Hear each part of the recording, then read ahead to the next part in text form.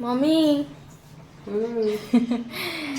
आज देखु तो खरा पूरा जो रेट रे आपण माने देखि पड़थो बाहर को देखौची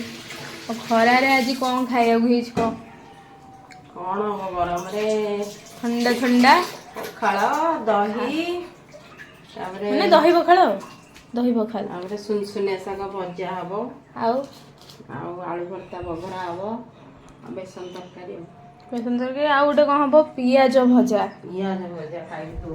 पियाज भजा हम ये बेसन तरकारीटा गरम हो देखिए तो आपको इग्नोर करिया आमर मेन खाइबा हूँ पखाल भात शाग भजा ना कि सुनसुनिया शाग खाई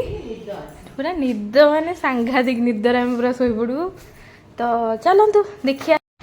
तो आपण मैंने देखिले आ सुनिले मम्मी कौन कहला तो से हिसाब से मेन्यू आसिक आम आगे पहुंची गला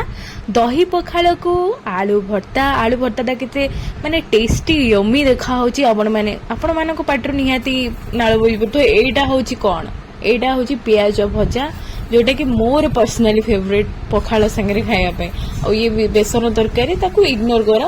ये हूँ मेन आइटम मेन आकर्षणीय जिनस हूँ सुनसुनिया शाग भजा जोटा कि खाइले पूरा निद अलग प्रकार पखाल तो निद हम आउ शाग भजा आंबर सीजन चलती तो एतिकी थिला खाइबा चलंतु एंजॉय करिबा तो रहिली जय श्री जगन्नाथ।